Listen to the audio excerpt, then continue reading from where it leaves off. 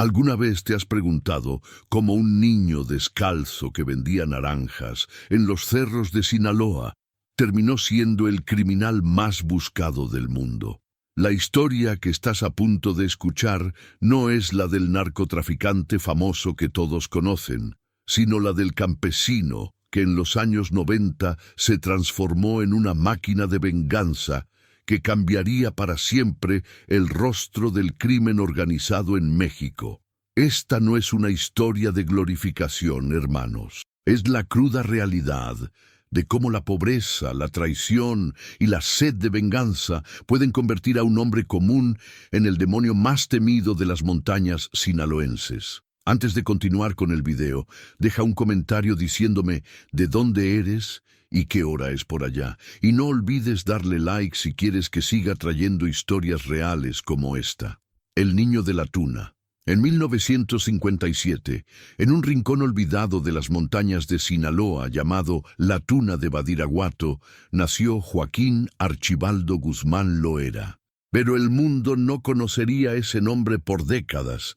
Por ahora era simplemente Joaquinito, el tercero de 9 hermanos en una familia campesina que luchaba por sobrevivir en uno de los lugares más pobres y abandonados de México. Su padre, Emilio Guzmán Bustillos, era un campesino de carácter duro y manos callosas que cultivaba frijol, maíz y algunas plantas de marihuana para complementar el ingreso familiar. No por ambición criminal, sino por necesidad pura. En la sierra sinaloense de los años 60, la amapola y la marihuana eran cultivos de supervivencia para familias que no tenían más opciones.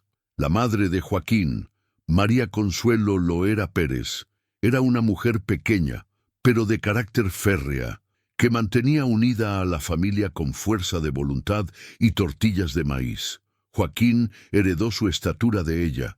Nunca pasaría del 1,60 m, pero también su determinación inquebrantable y su capacidad para soportar cualquier adversidad. La casa donde creció Joaquín era de adobe y techo de lámina, sin agua potable ni electricidad. 3 cuartos para 11 personas. Los niños dormían en petates sobre el piso de tierra apisonada, y el único lujo era un radio de pilas que conectaba a la tuna con el mundo exterior a través de las rancheras de José Alfredo Jiménez. Desde los 6 años, Joaquín trabajaba, primero cuidando las vacas flacas de la familia en los cerros pedregosos, después ayudando en la milpa bajo el sol implacable de Sinaloa. Sus manos se curtieron temprano y sus pies descalzos desarrollaron la dureza necesaria para caminar por senderos de piedra sin mostrar dolor. Los domingos, cuando las familias de la región bajaban al pueblo de Badiraguato para misa y mercado, Joaquín vendía naranjas que cortaba de los árboles silvestres, 10 centavos el kilo, cuando tenía suerte. 20 centavos cuando los turistas de Culiacán subían a las montañas buscando el folclore sinaloense. La educación de la sierra. La escuela más cercana estaba a 2 horas de camino a pie, por veredas que se volvían intransitables en época de lluvias. Joaquín aprendió a leer y escribir lo básico, pero su verdadera educación vino de las lecciones duras de la sierra. Aprendió que en las montañas de Sinaloa había 2 tipos de hombres, los que sembraban para comer y los que sembraban para vender a los conectes que llegaban de la ciudad. Su padre era del primer tipo por necesidad, del segundo por oportunidad esporádica. A los 12 años, Joaquín ya sabía distinguir entre las plantas macho y hembra de marihuana, conocía los ciclos de la amapola y entendía por qué ciertos hombres llegaban a la tuna con camionetas nuevas y billetes en los bolsillos. Veía cómo trataban a su padre, con respeto fingido que ocultaba desprecio por el campesino ignorante. Pero Joaquín observaba todo, los nombres que mencionaban, las rutas que tomaban, los precios que pagaban. Su mente absorbía información como las plantas sedientas absorben la lluvia después de la sequía. El primer golpe, En 1972, cuando Joaquín tenía 15 años, llegó la primera traición que marcaría su destino. Su padre había logrado una cosecha excepcional de amapola después de un año de trabajo y sacrificio. Era la oportunidad de la familia para salir adelante, tal vez comprar una camioneta usada o mejorar la casa. Un hombre de Culiacán, conocido como el Güero Palma, no el famoso, sino un narcotraficante menor de apellido Palma, había prometido comprar toda la cosecha a precio justo. Era un hombre de mediana edad, con bigote cuidado y camisa de seda que contrastaba con el entorno montañoso. El día de la entrega, después de que don Emilio empacara cuidadosamente los kilos de goma de opio en costales, el Güero Palma llegó con 3 hombres armados. Joaquín estaba escondido detrás de unos nopales, como le había ordenado su padre, pero tenía vista clara de lo que sucedió después. «Órale, don Emilio», dijo el güero con una sonrisa que no llegaba a los ojos. «Qué buena mercancía tiene usted aquí». Su padre, nervioso pero tratando de mantener la dignidad, se acercó con los costales. «Son 50 kilos, patrón, ¿cómo quedamos?» El güero revisó la mercancía, asintió aprobatoriamente y entonces hizo una seña a sus hombres. En segundos, tenían a don Emilio rodeado con pistolas apuntándole al pecho. «¿Sabe qué, don Emilio?», continuó el güero mientras encendía un cigarro. «Creo que usted me debe dinero de la última vez, así que esta cosecha va a cubrir esa deuda». «Pero, patrón», imploró don Emilio, «usted sabe que no le debo nada. Esta es la primera vez que...». El primer golpe con la cacha de la pistola lo mandó al suelo. Joaquín vio a su padre escupir sangre sobre la tierra que había trabajado toda la vida. Vio cómo se llevaban el producto de meses de trabajo familiar. Vio la humillación en los ojos de don Emilio. Pero más que todo, vio algo que se grabó a fuego en su memoria. La sonrisa de satisfacción en el rostro de el Güero Palma mientras se alejaba en su camioneta nueva, dejando a la familia Guzmán Loera sin cosecha, sin dinero y sin dignidad. La transformación. Esa noche, mientras su madre curaba las heridas de su padre y sus hermanos menores lloraban de hambre, algo cambió para siempre en Joaquín Guzmán Loera. Se quedó despierto en su petate, mirando las vigas de madera del techo, escuchando los sollozos silenciosos de su madre. No fue rabia lo que sintió primero, fue una claridad fría, calculadora. Entendió con perfecta precisión que en el mundo donde había nacido había depredadores y presas. Su familia acababa de ser marcada como presa, y él había visto exactamente cómo funcionaba el sistema. Al día siguiente, sin decirle nada a nadie, Joaquín caminó hasta Badiraguato. Buscó a los hombres que conocían los negocios, hizo preguntas, ofreció sus servicios. Era pequeño, aparentaba menos edad de la que tenía, pero había algo en sus ojos que llamaba la atención. Un narcotraficante local llamado Pedro Avilés Pérez, el León de la Sierra, necesitaba muchachos para trabajar como halcones y cargar mercancía. Joaquín se presentó descalzo, pero con la barbilla en alto. «Quiero trabajar con usted, patrón», le dijo sin titubear. Pedro Avilés lo miró de arriba abajo, notó la determinación en esos ojos pequeños pero intensos. «¿Y qué sabes hacer, chamaco?» «Sé caminar la sierra sin que me vean, sé quién anda en cada vereda y sé que usted necesita gente de confianza que no le vaya a fallar». Avilés sonrió. Le gustaba la actitud del muchacho. «¿Y por qué quieres meterte en esto? ¿No tienes miedo?» Joaquín pensó en la sonrisa de el Güero Palma, en las lágrimas de su madre, en la sangre de su padre sobre la tierra. «Ya no, patrón, ya no tengo miedo a nada».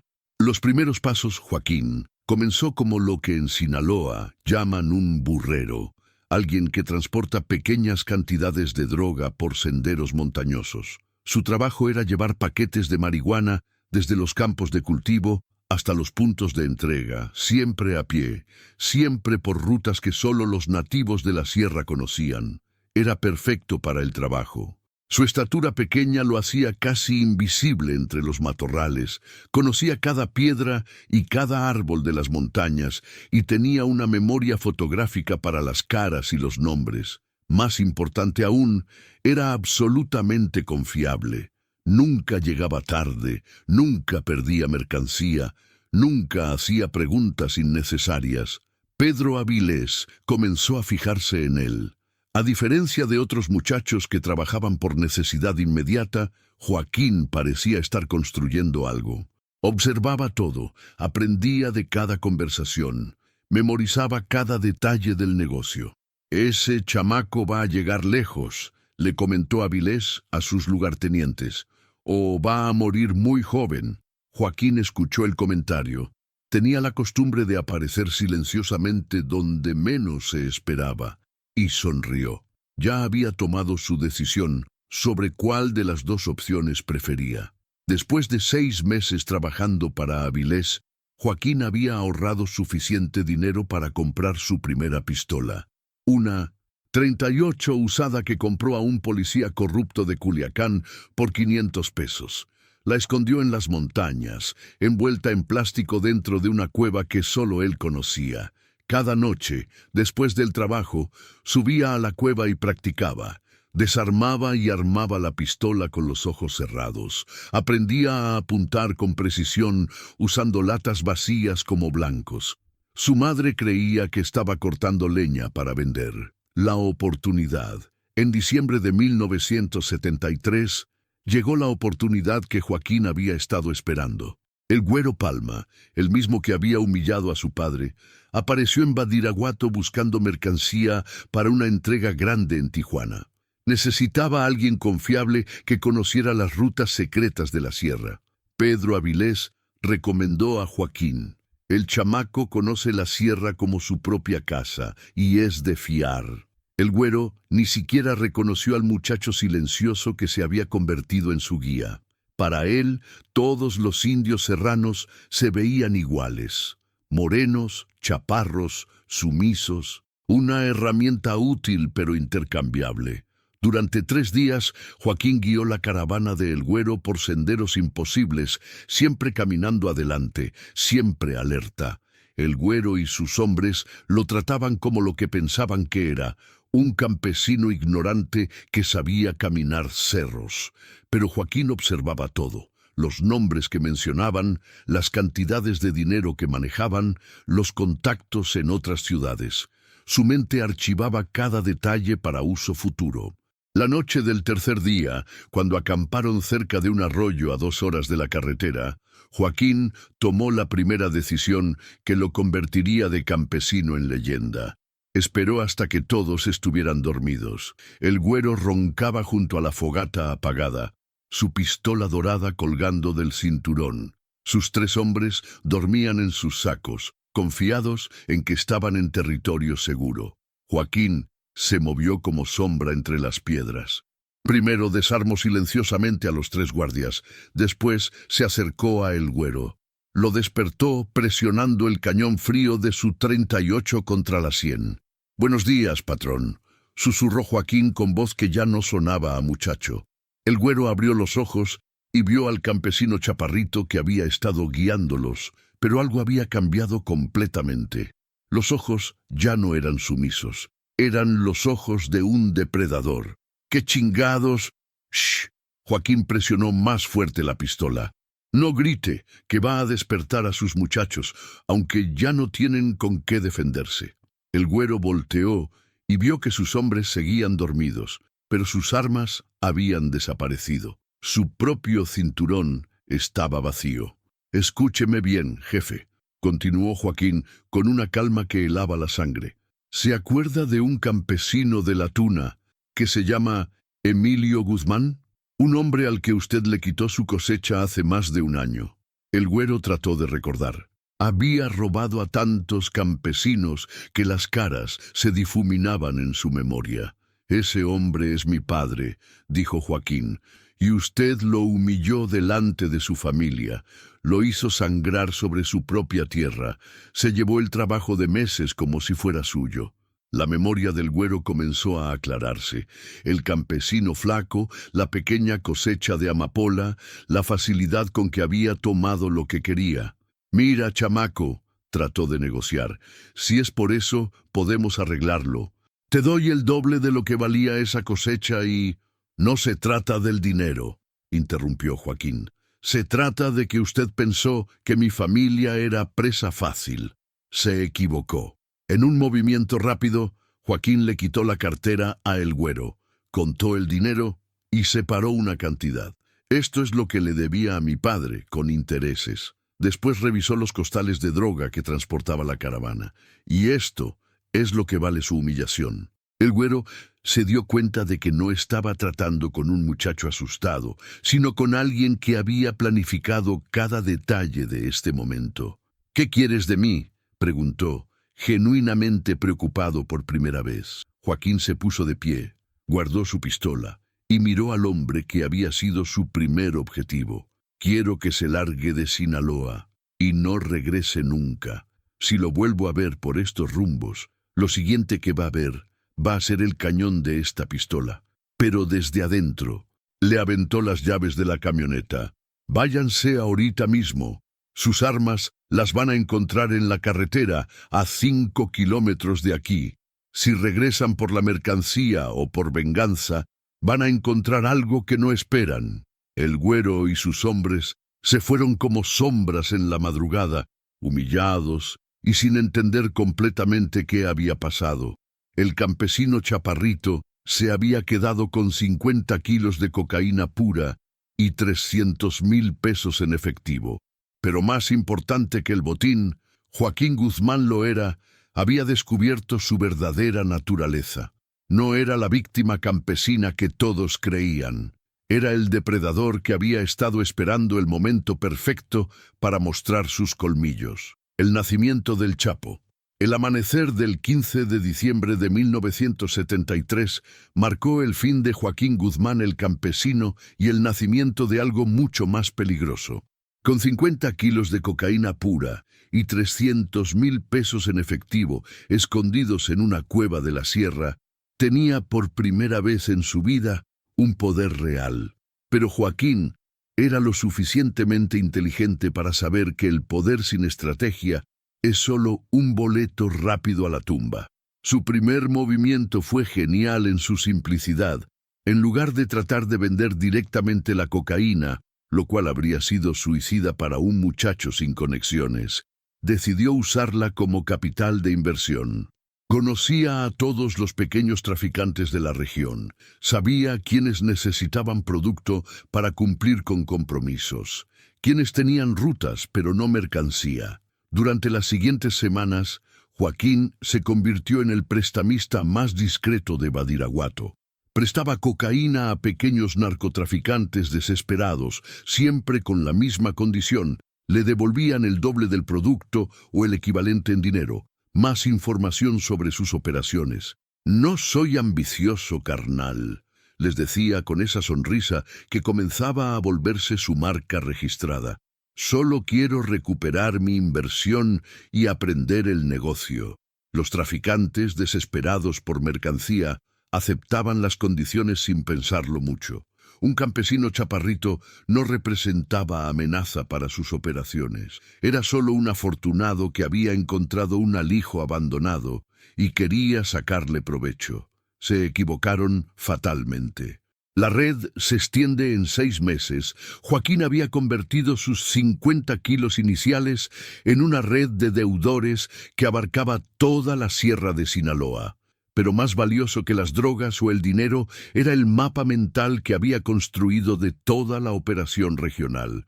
Sabía quién cultivaba qué en cada rincón de las montañas. Conocía las rutas exactas que usaban para transportar mercancía. Tenía los nombres de policías corruptos, políticos comprados y funcionarios federales que hacían vista gorda. Su memoria fotográfica había archivado cada detalle, cada conexión, cada punto débil del sistema. El apodo El Chapo surgió durante esta época inicialmente como burla. Los narcotraficantes veteranos se reían del campesino chaparrito que aparecía y desaparecía por la sierra como un fantasma, siempre cobrando deudas, siempre haciendo nuevos tratos. «Ahí viene el Chapo», decían riéndose, «el banco ambulante de la sierra». Pero Joaquín adoptó el apodo con orgullo. Le gustaba que lo subestimaran. Mientras se burlaban de su estatura, él construía su imperio ladrillo por ladrillo, contacto por contacto, deuda por deuda. Para 1975 ya no era solo un prestamista, se había convertido en el centro neurálgico de información de todo el narcotráfico sinaloense. Si alguien necesitaba saber qué rutas estaban calientes, qué funcionarios habían cambiado de precio o qué competidores estaban planeando movimientos, venían a preguntarle a El Chapo. Y Joaquín cobraba por cada información.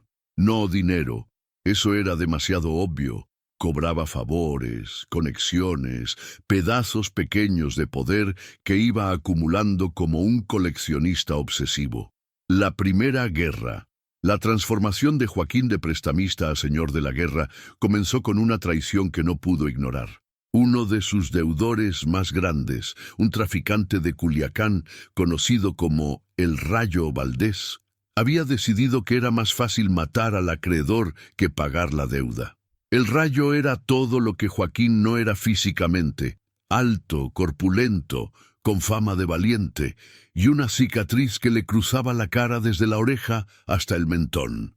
Tenía una organización de 20 hombres armados y controlaba una ruta importante hacia Tijuana. «Ese pinche chaparrito ya se está creyendo mucho», le dijo a sus lugartenientes. «Es hora de recordarle cuál es su lugar».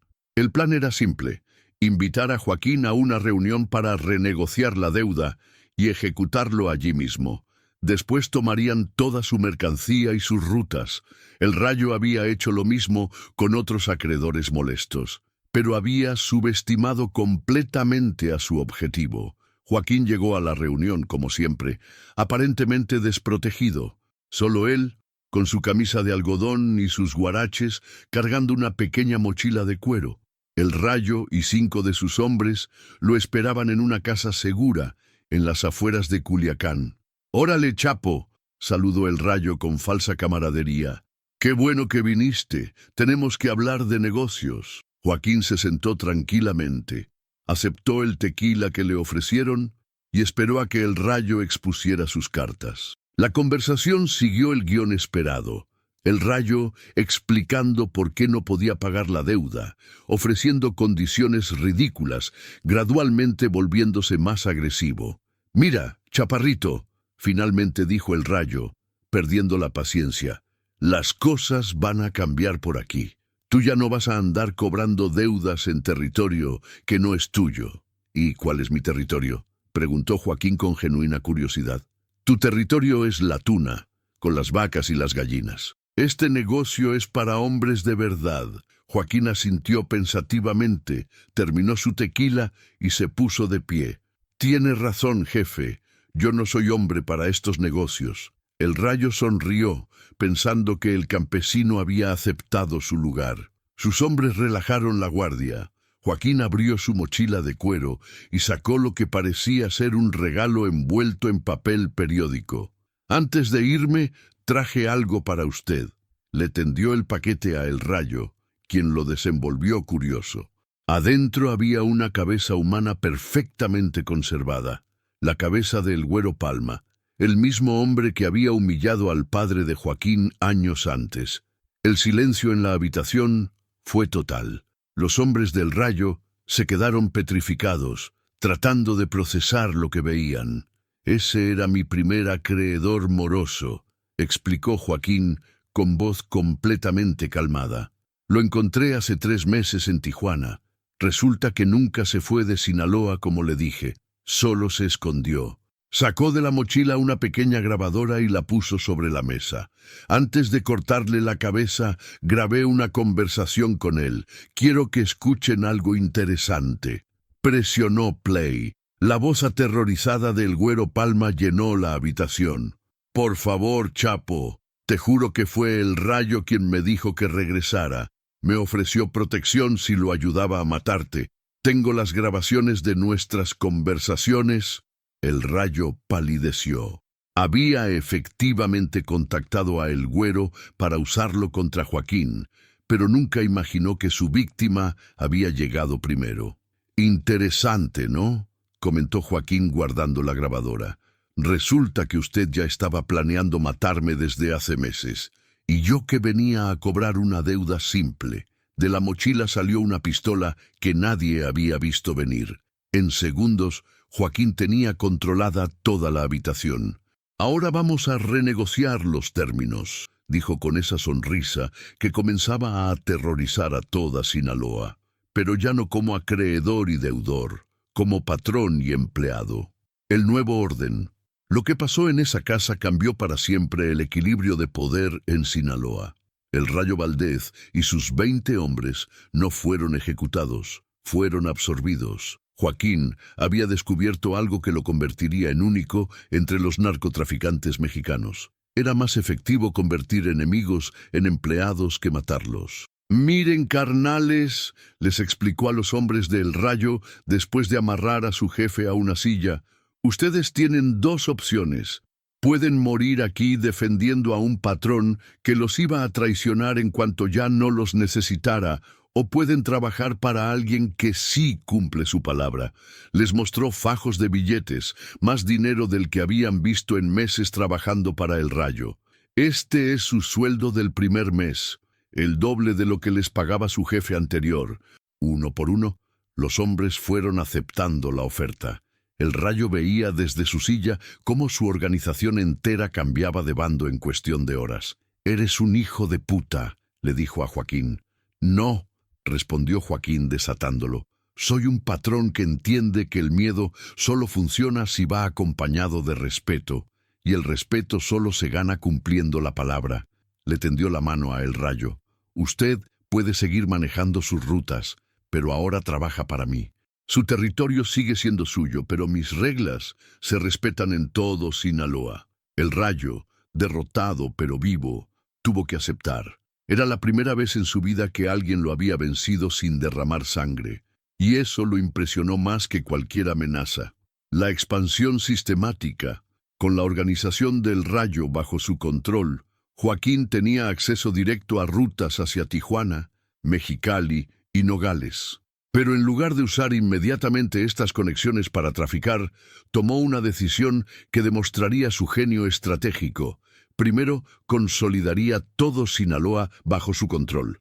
Durante 1976 y 1977, el Chapo ejecutó lo que llamaba la pacificación. Una por una, fue absorbiendo las organizaciones pequeñas y medianas de toda la sierra.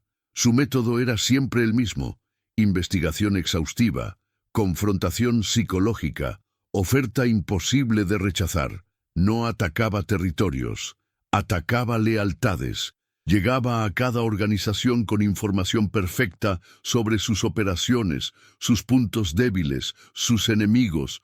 Ofrecía protección, mejores precios, rutas más seguras. Los que aceptaban prosperaban inmediatamente. Los que se negaban simplemente desaparecían. El Chapo no mata competidores, decían en los bares de Culiacán, los colecciona. Para finales de 1977, controlaba directa o indirectamente el 70% del narcotráfico en Sinaloa. Pero su verdadero poder no estaba en las drogas. Estaba en la información y en su capacidad para crear lealtad real en lugar de solo miedo. El sistema de inteligencia. La innovación más brillante de Joaquín fue crear el primer sistema de inteligencia criminal realmente profesional en México. Dividió Sinaloa en células de información, cada una responsable de un área geográfica específica. Cada célula tenía infiltrados en la policía local, el ejército, el gobierno municipal y las organizaciones criminales rivales. Su cuartel general era una casa modesta en Culiacán que parecía la oficina de un contador rural. Allí, todas las noches, recibía reportes de toda la red. Sabía qué funcionario federal había llegado a qué ciudad, qué operativo se estaba planeando, qué rival estaba moviendo mercancía por dónde. El Chapo sabe más de lo que pasa en Sinaloa que el mismo gobernador, comentaban los periodistas locales, sin saber qué tan cerca estaban de la verdad. Efectivamente, Joaquín tenía informantes hasta en la oficina del gobernador. Su red incluía secretarias, choferes, guardaespaldas, cocineras, gente invisible que veía y escuchaba todo, pero que nunca era tomada en cuenta por los poderosos. Los pagaba bien, los protegía mejor y nunca los exponía innecesariamente. Era el jefe más leal que habían tenido y a cambio recibía lealtad absoluta. La primera gran operación. En marzo de 1978, Joaquín decidió que era momento de anunciarle al mundo que ya no era solo un player regional. Planeó una operación que demostraría su alcance real. Iba a mover 10 toneladas de cocaína colombiana desde Medellín hasta Los Ángeles en una sola operación. Era una cantidad obscena para la época. La mayoría de los narcotraficantes mexicanos movían kilos, quizás cientos de kilos. Joaquín estaba hablando de toneladas, pero tenía la infraestructura, la protección y la visión para hacerlo realidad. El plan involucró coordinar células en 6 estados mexicanos y 3 ciudades estadounidenses. Requirió sobornar funcionarios desde nivel municipal hasta federal, crear rutas alternativas por si las primarias se comprometían y establecer sistemas de comunicación que no pudieran ser interceptados. La operación tomó 4 meses de planificación. Joaquín supervisó personalmente cada detalle, desde los vehículos que se usarían hasta los documentos falsos para los conductores. Todo tenía que ser perfecto, porque no habría segunda oportunidad. La cocaína llegó a Mazatlán en un barco pesquero colombiano. Fue transferida a camiones que la llevaron por rutas secundarias hasta Culiacán, donde se dividió en compartimentos especiales construidos en tráileres comerciales. Los tráileres cruzaron la frontera en Tijuana, Mexicali y Nogales el mismo día, a la misma hora, llevando documentación comercial perfecta y conductores con historiales limpios. En menos de 48 horas, las 10 toneladas estaban en bodegas de Los Ángeles. La ganancia fue de $50 millones, pero más importante que el dinero fue el mensaje. El Chapo Guzmán ya no era un narcotraficante regional. Era un jugador internacional. El éxito de la operación despertó al gobierno mexicano de su complacencia. Una operación de esa magnitud no podía pasar desapercibida, especialmente cuando involucró la corrupción sistemática de docenas de funcionarios. El presidente José López Portillo ordenó una investigación federal dirigida por el comandante Guillermo González Calderoni, un policía federal conocido por su honestidad y su efectividad contra el narcotráfico. González Calderoni llegó a Sinaloa con 100 agentes federales y órdenes de desmantelar la organización de El Chapo, pero Joaquín ya sabía que venían. Su red de inteligencia le había avisado de la operación 3 semanas antes de que llegaran los federales. Cuando González Calderoni tocó tierra en Culiacán, el Chapo ya había desaparecido de la superficie. Lo que siguió fue un juego de gato y ratón que duró 6 meses y que consolidó la leyenda de El Chapo como el narco imposible de atrapar. Los federales rastrearon casas seguras que habían sido evacuadas horas antes de los operativos. Interceptaron comunicaciones que resultaban ser señuelos. Arrestaron lugartenientes que no sabían nada porque la organización funcionaba en células completamente independientes. Es como perseguir humo, reportó González Calderoni a sus superiores. Sabemos que está ahí, pero cuando llegamos solo encontramos aire. Fue durante esta época de persecución federal que Joaquín desarrolló la innovación que se convertiría en su marca registrada: los túneles transfronterizos. La idea surgió de una conversación con un ingeniero civil que había sido arrestado por lavar dinero para narcotraficantes. «Comandante», le dijo el ingeniero durante el interrogatorio, «usted está pensando en 2 dimensiones. La frontera tiene guardias arriba, Pero nadie vigila lo que pasa abajo. Joaquín inmediatamente vio las posibilidades. Contrató al ingeniero, después de sacarlo discretamente de la cárcel federal, y comenzó a planear el primer túnel profesional entre México y Estados Unidos. El proyecto tomó 8 meses. El túnel comenzaba en una casa modesta en Tijuana y terminaba en el sótano de una bodega en San Diego. Tenía iluminación eléctrica, ventilación, rieles para carritos de transporte y sistemas de comunicación. Era una obra de ingeniería que habría impresionado a cualquier constructor. La primera carga que pasó por el túnel fueron 500 kilos de cocaína pura.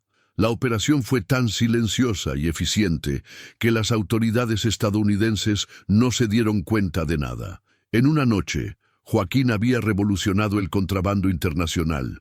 Los gringos vigilan todos los cruces legales, les explicó a sus lugartenientes. Pero nunca se les ocurrió que podemos hacer nuestros propios cruces. El éxito del túnel atrajo la atención de una familia que controlaría los siguientes años de la vida de Joaquín. Los hermanos Arellano Félix, Benjamín, Ramón, Eduardo y Javier Arellano habían heredado una organización menor en Tijuana, pero tenían ambiciones mucho más grandes. Cuando se enteraron del túnel de El Chapo, tomaron una decisión que cambiaría la historia del narcotráfico mexicano. Decidieron robárselo. La operación fue brutalmente simple. Una noche de septiembre de 1979, un comando de 10 hombres dirigido por Ramón Arellano Félix tomó por asalto la casa de Tijuana donde comenzaba el túnel. Mataron a los 6 guardias de Joaquín, sellaron la entrada con explosivos y se apoderaron de toda la infraestructura. Cuando Joaquín recibió la noticia, estaba reunido con proveedores colombianos en una casa segura de Guadalajara. Su primer instinto fue la rabia ciega, pero se controló. Los colombianos lo observaban, evaluando su reacción. Una respuesta emocional podría arruinar relaciones comerciales que había tardado años en construir. «Disculpen, señores», dijo con calma sobrenatural. «Tengo un problema operativo que resolver. ¿Podemos continuar esta reunión mañana?» Los colombianos se miraron entre ellos, impresionados por el autocontrol del mexicano. «Por supuesto, Joaquín. Mañana». Esa noche, Joaquín no durmió. Caminó por horas en el jardín de la casa segura, fumando cigarros y planificando. No solo iba a recuperar su túnel. Iba a mandar un mensaje que resonaría por todo México. Nadie le robaba a El Chapo Guzmán. La respuesta de Joaquín a los Arellano fue calculada, brutal y perfectamente ejecutada. En lugar de atacar directamente a los hermanos, lo cual habría iniciado una guerra abierta, decidió atacar su reputación y su red de apoyo. Primero, usó su red de inteligencia para identificar a todos los colaboradores de los Arellano en Tijuana. Policías corruptos, funcionarios comprados, empresarios que lavaban dinero. En una sola semana comenzaron a desaparecer uno por uno. No los mataba, los secuestraba, los interrogaba hasta obtener información completa sobre las operaciones de los Arellano, y después los liberaba en ciudades lejanas con un mensaje claro. El Chapo sabe dónde vives, dónde trabaja tu familia y dónde están enterrados tus secretos. Puedes seguir trabajando para los Arellano, pero ahora también trabajas para mí. En 2 semanas, la red de protección de los hermanos Arellano estaba completamente comprometida. Sus comunicaciones eran interceptadas, sus movimientos monitoreados, sus planes conocidos antes de ejecutarlos. El golpe maestro vino cuando Joaquín usó la información obtenida para emboscar un cargamento de 5 toneladas de cocaína que los Arellano estaban moviendo desde Colombia. Pero en lugar de robar la mercancía, hizo algo mucho más devastador. La entregó anónimamente a la DEA estadounidense, junto con información exacta sobre quién la transportaba y dónde se iba a entregar. El escándalo fue internacional. Los colombianos perdieron la confianza en los Arellano. Los estadounidenses intensificaron la presión sobre Tijuana. y los hermanos se dieron cuenta de que habían despertado a algo mucho más peligroso de lo que imaginaban. 3 meses después del robo del túnel, Ramón Arellano Félix recibió un paquete en su casa de Tijuana. Adentro había una llave dorada y una nota escrita a mano. Esta es la llave de su túnel, el que ustedes creen que me robaron. Resulta que era solo uno de 12 que tengo funcionando en la frontera. Ustedes se robaron el más pequeño, el más viejo, el que ya iba a cerrar de todas maneras. Pero se los regalo. Úsenlo bien, porque va a ser el último negocio que hagan sin mi permiso en esta frontera. Atentamente, el Chapo, PD.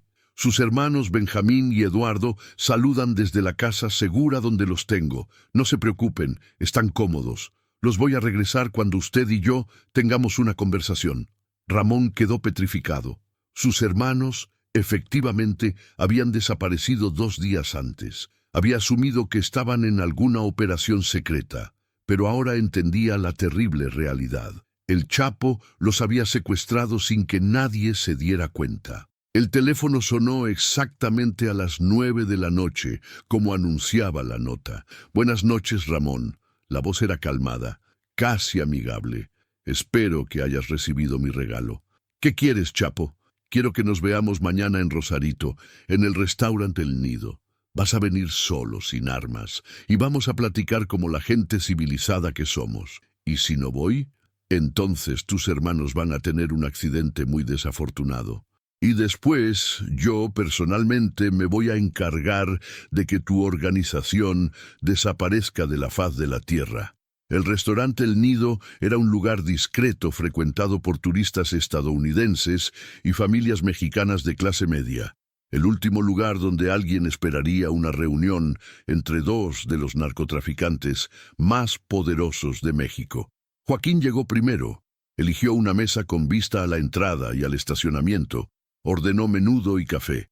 Vestía jeans, camisa de algodón y botas de trabajo. Parecía un ranchero próspero, no el hombre que controlaba el flujo de cocaína en toda la costa oeste de Estados Unidos. Ramón Arellano llegó exactamente a tiempo, nervioso, pero tratando de aparentar control. Era todo lo opuesto a Joaquín, alto, elegante, con ropa cara y actitud de padrino de película. Se sentó frente a él como si fuera una reunión de negocios cualquiera. «Órale, Ramón», saludó Joaquín con esa sonrisa que ya era legendaria. «Qué bueno que viniste. Ordena lo que quieras, yo invito. No vine a comer, vine por mis hermanos». «Claro, claro, pero primero vamos a establecer algunas reglas para que esto no vuelva a pasar». Joaquín sacó una carpeta de cuero y la puso sobre la mesa. «Aquí está todo lo que sé sobre tu organización, nombres, direcciones, cuentas bancarias, rutas, contactos, todo». Ramón hojeó los documentos y palideció.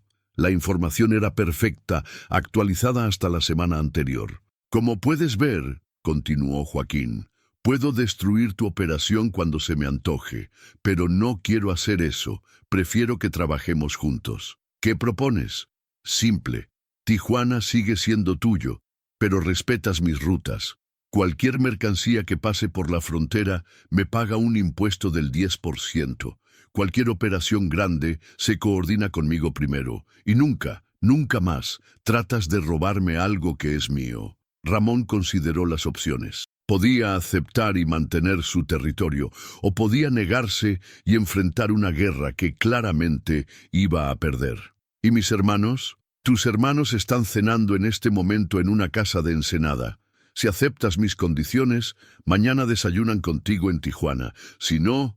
Joaquín se encogió de hombros, «pues van a desayunar con los peces». Ramón Arellano aceptó las condiciones, inaugurando lo que se conocería como el Pacto de Rosarito. Por primera vez en la historia del narcotráfico mexicano, 2 organizaciones rivales establecían reglas claras de coexistencia en lugar de simplemente matarse entre ellas. El pacto funcionó perfectamente durante 2 años. Los Arellano controlaban Tijuana. El Chapo dominaba el resto de la frontera noroeste. Ambas organizaciones prosperaron, el flujo de drogas hacia Estados Unidos se volvió más eficiente y la violencia entre carteles disminuyó dramáticamente. Joaquín había inventado algo que cambiaría para siempre el crimen organizado mexicano: la federación. La idea de que era más rentable cooperar que competir, más eficiente establecer territorios que disputarlos con sangre. Para el final de la década de los 70, Joaquín Guzmán Loera ya no era solo el Chapo de Sinaloa. Era el arquitecto del narcotráfico mexicano moderno. Controlaba directamente una organización de más de 1000 hombres. Tenía acuerdos operativos con todas las organizaciones importantes del país y movía más drogas hacia Estados Unidos que cualquier criminal en la historia. Su fortuna personal se estimaba en más de $200 millones, pero seguía viviendo de manera relativamente modesta. Una casa grande pero no ostentosa en Culiacán, camionetas buenas pero no llamativas, ropa de calidad pero sin marcas reconocibles. El dinero que se ve es dinero que se pierde, era uno de sus dichos favoritos. El poder real es invisible. Su transformación de campesino vengativo a emperador criminal estaba completa, pero Joaquín entendía algo que muchos de sus contemporáneos nunca comprendieron.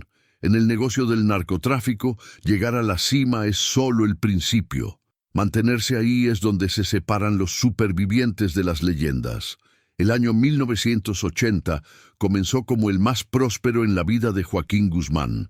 Su federación de carteles funcionaba como relojería suiza, moviendo toneladas de cocaína semanalmente y generando ganancias que superaban el PIB de países enteros. Pero el éxito había traído algo que Joaquín no había anticipado: la atención personal del presidente de Estados Unidos. Ronald Reagan acababa de asumir la presidencia con una promesa de guerra total contra las drogas. Su administración identificó a El Chapo Guzmán como el objetivo número 1, el cerebro detrás de la invasión de cocaína que estaba destruyendo las ciudades estadounidenses.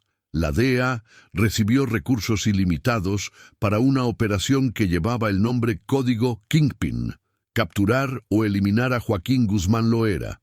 Pero Reagan cometió un error táctico que cambiaría la historia. Le pidió al gobierno mexicano que proporcionara apoyo total, incluyendo inteligencia militar. El problema era que Joaquín tenía infiltrada la inteligencia militar mexicana desde hacía años. El coronel Jesús Gutiérrez Rebollo, comandante del 50 Batallón de Infantería con sede en Culiacán, había sido uno de los activos más valiosos de Joaquín durante 5 años. Por $50,000 mensuales, proporcionaba información sobre operativos, protección para envíos importantes y eliminación discreta de competidores. Pero la presión estadounidense cambió las reglas del juego.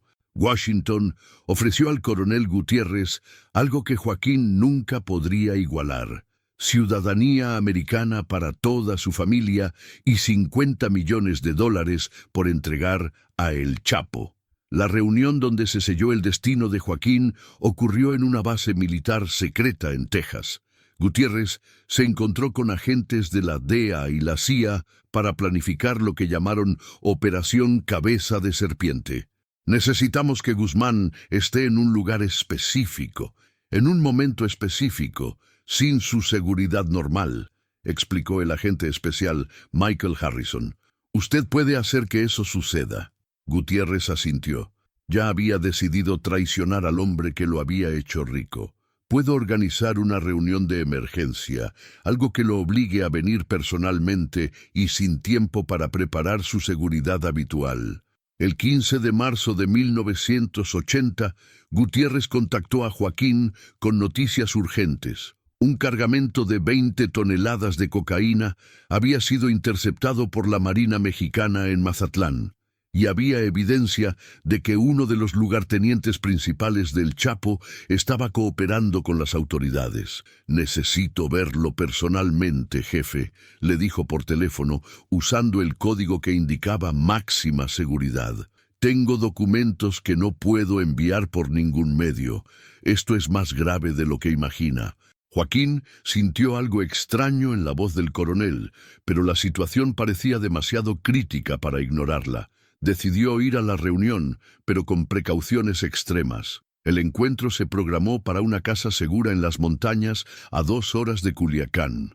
Joaquín llegó con solo 4 guardaespaldas, su seguridad mínima habitual para reuniones con contactos confiables. No sabía que 50 agentes federales mexicanos y estadounidenses habían rodeado el área desde la madrugada. Joaquín llegó a la casa segura exactamente a las 9 de la noche, como era su costumbre. El lugar parecía normal. Las luces encendidas, la camioneta del coronel en el estacionamiento, todo tranquilo. Sus guardaespaldas revisaron el perímetro y no encontraron nada sospechoso. Pero algo no se sentía bien. Joaquín había desarrollado un instinto casi sobrenatural para el peligro después de años esquivando enemigos. El aire tenía una tensión que no podía explicar.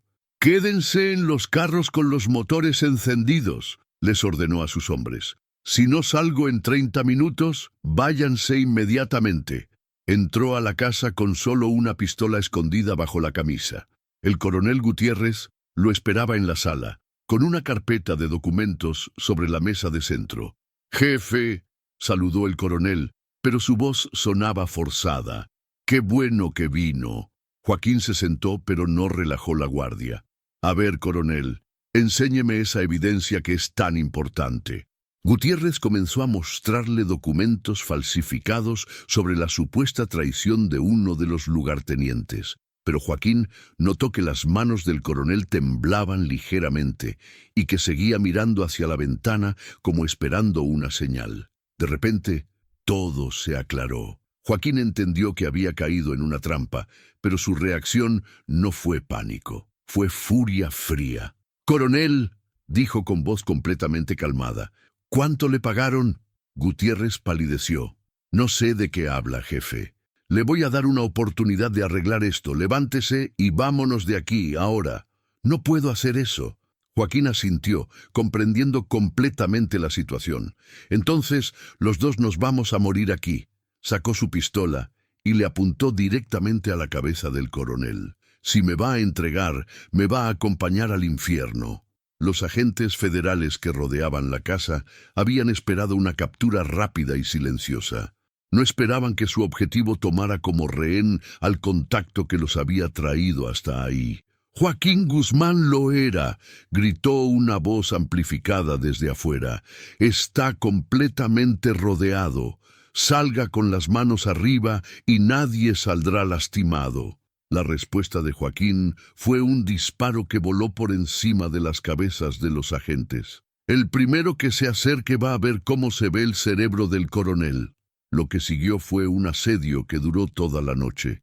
Joaquín había convertido la casa en una fortaleza, usando al coronel como escudo humano y aprovechando su conocimiento perfecto del terreno montañoso. Desde adentro, coordinaba por radio con sus guardaespaldas, que habían logrado escapar y estaban atacando a los federales desde posiciones en los cerros circundantes. El campesino que había aprendido a caminar la sierra como fantasma estaba usando cada piedra, cada árbol, cada sombra a su favor. «No pueden salir de aquí sin pasar por mis muchachos», les gritaba a los federales, «y yo no puedo salir sin que maten al coronel. Parece que vamos a estar aquí un rato largo». Al amanecer, después de 12 horas de asedio, llegó a la escena alguien que Joaquín no esperaba. El general Félix Galván López, secretario de la Defensa Nacional de México. Venía con órdenes directas del presidente José López Portillo. «Joaquín», gritó el general usando un altavoz, «soy el general Galván. El presidente me mandó para platicar con usted». «General», respondió Joaquín desde adentro, «qué honor que venga personalmente. ¿Viene a arrestarme o a rescatarme?» «Vengo a hacer un trato que nos convenga a todos». Joaquín consideró la propuesta. Podía seguir resistiendo. Tenía municiones y provisiones para varios días más, pero entendía que esta situación solo podía terminar de 2 maneras, con su muerte o con una negociación. «Que venga solo, general. Usted y yo podemos platicar como la gente civilizada. La conversación entre Joaquín Guzmán y el general Galván pasó a la historia como uno de los momentos más surrealistas del crimen organizado mexicano. Dos hombres sentados en una cocina rural, uno con el poder del Estado, el otro con el poder del crimen, negociando como diplomáticos. «Joaquín», comenzó el general, «usted sabe que no puede ganar esta guerra. Los estadounidenses no van a parar hasta tenerlo. Y usted sabe, general, que yo conozco demasiados secretos como para que me capturen vivo. ¿Cuántos funcionarios de su gobierno van a caer conmigo?» El general asintió. Efectivamente, Joaquín tenía información comprometedora sobre cientos de políticos, militares y policías. Su captura podría desestabilizar el gobierno entero. «¿Qué propone?» «Simple», respondió Joaquín. «Yo desaparezco. Me retiro del negocio, me voy de México. Nunca más se vuelve a oír de El Chapo Guzmán. A cambio, nadie me busca, nadie me persigue, y todos los que trabajaron conmigo quedan protegidos. Y su organización se disuelve. Cada quien toma su rumbo, sin federación, sin estructura, sin el Chapo. Todo vuelve a ser como antes, grupos pequeños peleándose entre ellos». El general consideró la oferta. Era tentadora. Eliminar al criminal más poderoso de México sin un juicio que expusiera la corrupción sistémica del gobierno. «¿Cómo sabemos que va a cumplir?» Joaquín sonrió con esa expresión que había aterrorizado a Sinaloa durante una década. «General, en 20 años de negocio, nunca he roto mi palabra. No voy a empezar ahora». El acuerdo se selló con un apretón de manos entre el general y el narcotraficante.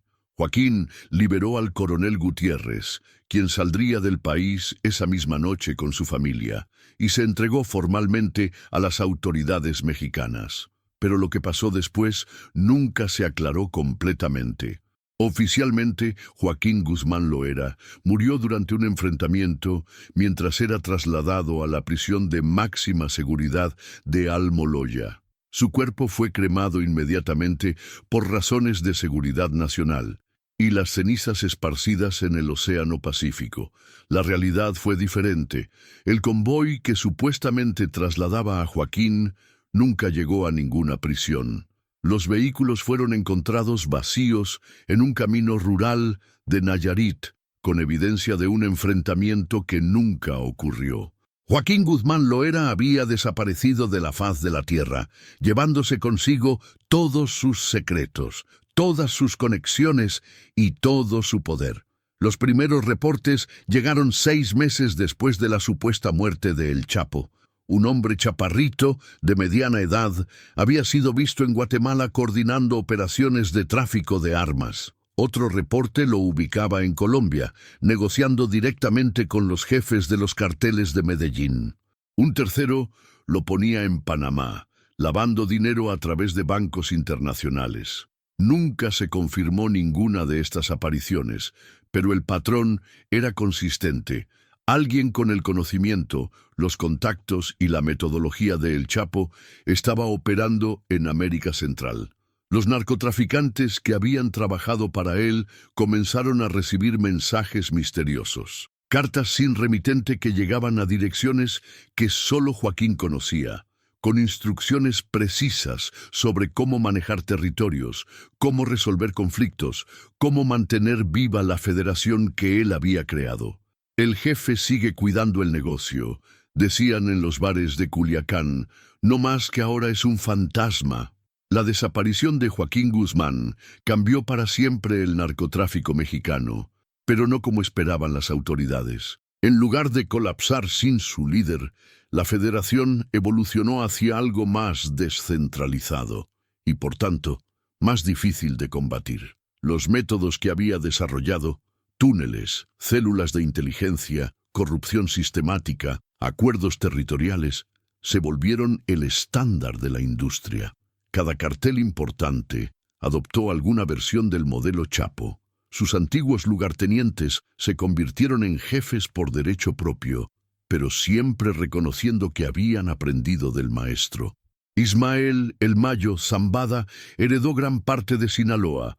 Los hermanos Beltrán Leiva tomaron el centro del país. Juan José Esparragoza Moreno, el Azul, controló las rutas del Golfo. Pero todos sabían que eran solo administradores de un imperio que pertenecía a un fantasma. Para 1985, el Chapo Guzmán se había convertido en algo más que un criminal. Era un mito. En las cantinas de Sinaloa se contaban historias sobre sus apariciones sobrenaturales. Madres asustaban a sus hijos diciendo que el Chapo se llevaba a los niños que no obedecían. Narcotraficantes jóvenes juraban haber recibido sus bendiciones en sueños. La cultura popular lo adoptó como una figura folclórica ambivalente. El campesino que había vengado todas las humillaciones de los pobres contra los poderosos, pero que se había convertido en algo tan monstruoso como aquello que combatía. Corridos enteros se componían sobre sus hazañas, mezclando hechos reales con elementos fantásticos. En estas canciones, el Chapo podía volverse invisible, caminar a través de las paredes y aparecer simultáneamente en varios lugares. No es hombre, decían los cantantes, es el espíritu de la sierra que se levantó para cobrar todas las deudas de sangre. Durante los siguientes 10 años, cada operativo mayor contra el narcotráfico en México generaba rumores sobre el posible regreso de El Chapo. Cada estrategia innovadora de los carteles era atribuida a su genio oculto. Cada túnel descubierto, cada red de inteligencia desmantelada, cada acuerdo territorial establecido llevaba su firma invisible. Los gobiernos de México y Estados Unidos nunca admitieron oficialmente que Joaquín Guzmán Loera había sobrevivido a su supuesta muerte. Pero sus agencias de inteligencia seguían buscando pistas de su paradero, seguían interceptando comunicaciones que podrían ser suyas, seguían investigando operaciones que parecían demasiado sofisticadas para cualquier otro cerebro criminal. La DEA mantuvo abierto su expediente, la PGR nunca cerró su caso, Interpol nunca canceló su orden de búsqueda.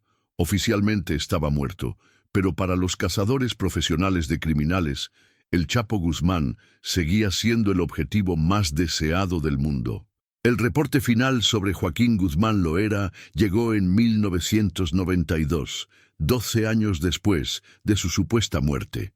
Un agente de la DEA, infiltrado en el cartel de Medellín, reportó haber visto a un hombre que coincidía perfectamente con la descripción de El Chapo durante una reunión cumbre de narcotraficantes en la selva colombiana. Estaba más viejo, con barba gris, pero los ojos eran inconfundibles, reportó el agente. Hablaba poco, pero cuando hablaba, todos escuchaban. Lo trataban como a royalty criminal. La reunión supuestamente discutía la creación de una nueva superorganización que controlaría todo el tráfico de drogas desde Colombia hasta Estados Unidos. Un proyecto que sonaba exactamente como algo que Joaquín Guzmán habría concebido. Pero cuando un operativo conjunto de múltiples países llegó al campamento 3 días después, encontraron solo cenizas de fogatas y huellas que se perdían en la inmensidad de la selva. ¿Qué pasó realmente con Joaquín Guzmán Loera después de marzo de 1980? La verdad se perdió en algún lugar entre los reportes oficiales, los rumores de cantina y las necesidades políticas de gobiernos que prefirieron el misterio a la realidad. Tal vez murió realmente durante ese traslado carcelario que nunca se completó. Tal vez vivió décadas más bajo identidades falsas, coordinando desde las sombras el imperio criminal que había creado. Tal vez se retiró a alguna playa remota con dinero suficiente para comprar países enteros. Lo único cierto es que el campesino de la tuna que vendía naranjas por centavos se había convertido en la leyenda más duradera del crimen organizado mexicano. Había demostrado que en un país donde la justicia era privilegio de ricos y la ley se compraba al mejor postor, un hombre con suficiente inteligencia, determinación y crueldad podía construir su propio Estado dentro del Estado. Hoy, más de 4 décadas después de su desaparición, el nombre de Joaquín El Chapo Guzmán sigue resonando en cada rincón de México, donde la pobreza y la injusticia crean nuevos vengadores. Su historia se ha convertido en el manual no escrito de cómo un hombre común puede transformarse en una fuerza imparable cuando el sistema lo empuja demasiado lejos. Los métodos que desarrolló, desde sus redes de inteligencia hasta sus túneles transfronterizos, desde su sistema de federaciones hasta su capacidad para convertir enemigos en aliados, siguen siendo estudiados y copiados por organizaciones criminales en todo el mundo. Pero más que sus innovaciones técnicas, el Chapo dejó algo más profundo: la prueba de que en México el poder real no viene de los títulos o las instituciones, sino de la capacidad de ganar lealtades genuinas y cumplir siempre la palabra empeñada.